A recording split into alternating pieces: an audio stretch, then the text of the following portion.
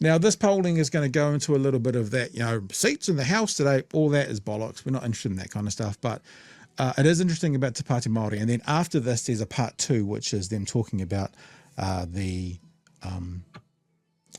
safe New Zealanders feel. Now, that does have some importance based around, like we always say, people, I'm sorry to repeat these things over and over again, that we will judge this government by how they judge the last. That's the standard they insisted of the last, and the standard they set for themselves. Mark Mitchell's standard for himself was, at the end of the year, if New Zealanders don't feel safer, I will resign. That's his standard, and it's completely fair for us to judge him by that standard. That's coming up shortly, but let's have a look at the polls first of all of One News.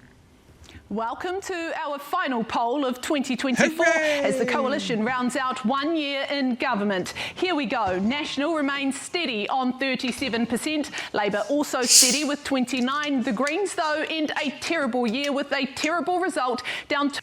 That's interesting, eh? I mean, margin of error is normally 3 point something. Terrible? I mean, obviously you'd rather be 2% points up than down, but is it like doom is flowing? What's the word? The sky is falling, 2% down? What are your thoughts? Yeah, no. I mean, we've spoken at length about the hyperbolic language that news organisations use about polls. And I'm sorry, a drop within the margin of error is not something to, tell me when someone drops 8% in a poll. Sure. Yeah. They drop enough to have to leave Parliament if the election was tomorrow. That's exciting. Margin of error stuff, no. Yeah. All right. In fact, they do ask Chloe about that, and I think Chloe was always, honest as like, what's your margin of error? I think that's what she says. But I mean, being honest as well, you'd rather go up 2% than down 2% in the last poll, but I don't think it's, I don't think it's all stations panic just yet. 2 points to 10, the party's worst showing for 2024. The ACT Party is steady on 8, but look who is right behind Te Pati Māori, rocketing up 3 points to 7%, its highest result ever. It puts Te Pati Māori ahead of New Zealand First, which is up 1 point, now on 6%. The Opportunities Party is down 1 point on 2%, and Freedoms New Zealand is steady on 1. I don't even know who that is. Who is it? Is that? That's the Cookers. I get it, but who is it? I know it's the tinfoil hat wearers, but is that Liz Gunn? Because she's out of that whole thing and had all sorts of statements about. Oh, mate, if you want to dip into that, the Liz Gunn fiasco, the party's deregistered now. But she's in an internet bun fight with the counterspin guys over who she should have stood aside and not deregistered it, and apparently something like 300,000 people voted for them. Absolutely nonsense. Just brainworms everywhere. Maybe Tamaki? See freedoms? That's what it's in the ballot saying. It's in the ballot, knows more than we do about this stuff. So either way, just a collection of brainworms havers. All right. So brainworms at 1%. That must be RFK Jr.'s party then. Let's turn now to seats in the House and how many MPs each of the parties get in Parliament. On this side here in blue, National gets 46 seats. Wellington. Now, solid 2 points is David Seymour. There we go. Let's just have a look at that. So down 1, no real change. Seymour going up a couple. But again, this is all the whole kind of, if it was election day, which it's not. The interesting trend is watching Te Pati Māori increase. That's the interesting thing from this and the last several polls on multiple channels. Also on 6, Winston Peters is down 1 point on 5, and Hanara Whiti Maipi Clark popping up again on 1%. So a big splash for one party at least to end what's been a big year. A sea of protesters flooding through the streets of Wellington. Now the political party behind the hikoi. There you go, Wellington boy. We didn't get many overheads on the day. That's at least 24 people. Have you noticed? Right, that that was Winston's estimate.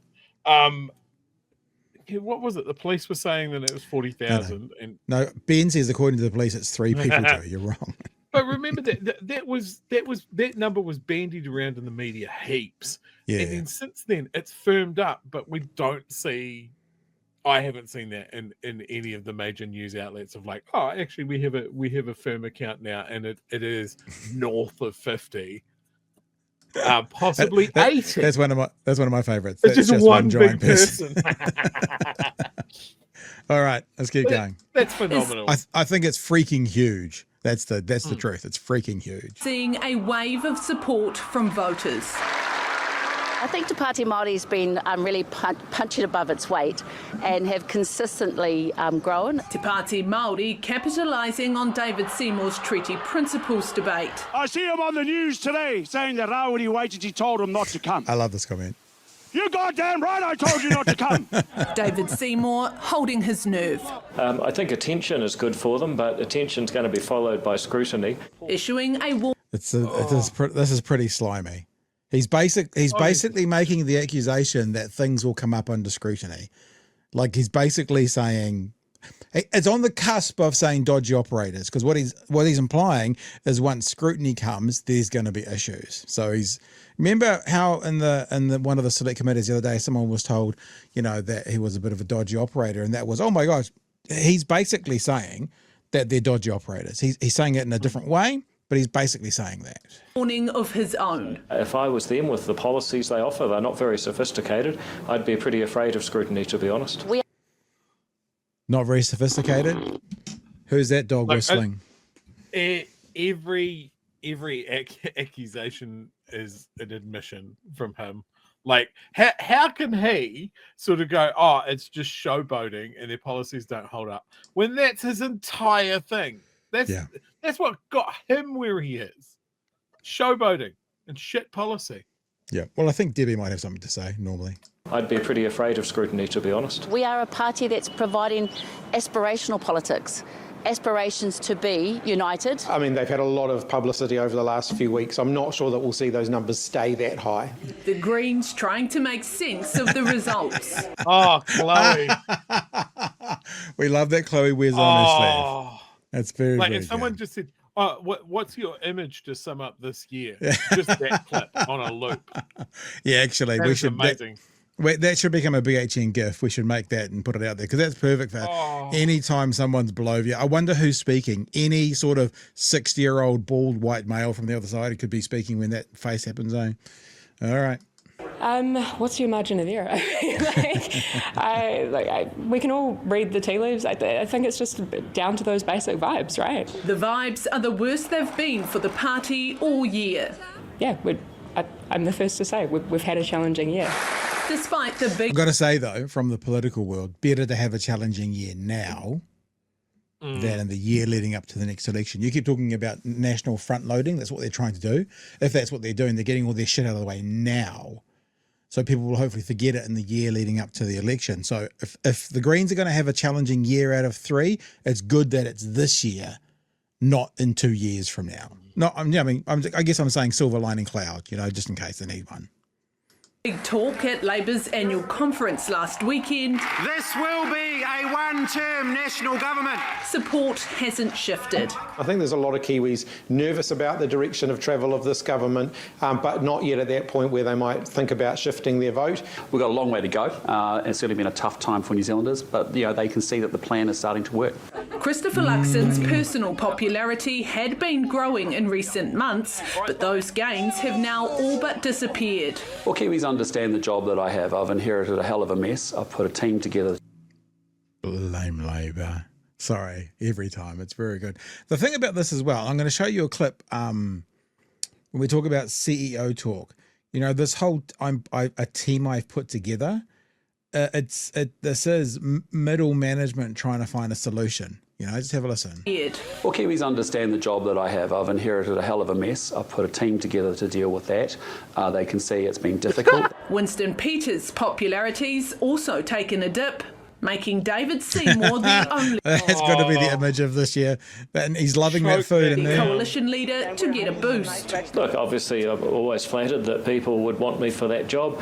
Well, Okay, can I do a double take on this one? What's wrong with our people? Okay. I try not to get too, hit up about polls when they go in either direction. He'd be a terrible Prime Minister.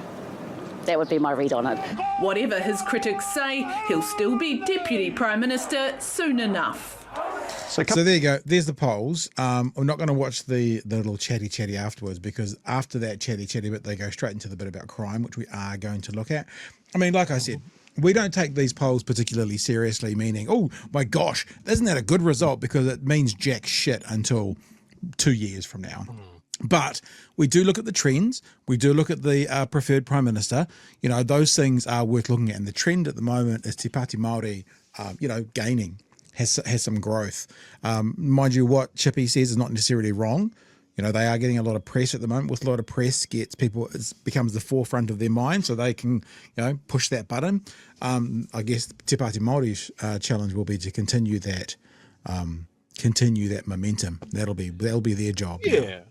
And I think if I was David Seymour, apart from walking into the sea and never being seen or heard of ever again, I'd be a little bit wary, because straight into the start of next year we've got Waitangi.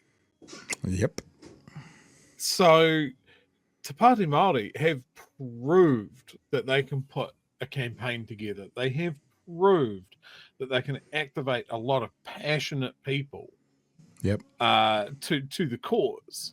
And we're going to start the year with something that is almost custom made for that same thing. Well, and Ratana was before that. Ratana then Waitangi Day. Are we going to be really blasé about the fact that over the summer break everybody's going to forget what has happened this year? Mm-hmm. I think that's incredibly optimistic. I think to write off Te Pati Māori and say that they're not being sophisticated in how they're operating, I think if he believes that, I think he's in for a shock. Yeah, it's this dog whistling though, isn't it? It is.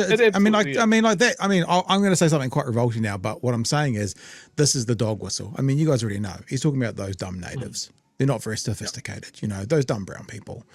That's the dog whistle. He may not acknowledge that or cop up to that, but calling them unsophisticated is just an absolute trope into that area for people that want to, kind of put the natives off to the side and not have to think about them. Yeah. The other thing is, and again, this is a reasonably mild criticism of Chippy's comment there. Yes, it was correct. I'd just like to see a little bit more positivity towards another left bloc party of like, this is amazing what they've done, and it'd be interesting to see how they maintain the momentum. It's a different comment, right? But yeah, it's competitive. It's everybody's trying to take votes off each other. I get it. This is just wish fulfillment for me. Yeah, that's a really interesting point though, Chewie. If Chippy had have gone, isn't it exciting for Te Pati Māori? They've been at this for a long time. Obviously come election time, we are, vying for similar votes in some areas, but, for our little brother out there, our little brother competitor, I mean, you got to say they've been the winner of this year when it comes to popular vote. I mean, that'd be I would say that as the leader, because the thing is, I don't think in general Labour and Te Pati Māori are going to be necessarily going for the same voter. They might in the Māori seats, but typically in the Māori seats, yeah, absolutely. Yeah, but Te Pati Māori is basically cleaning those up now at the moment anyway.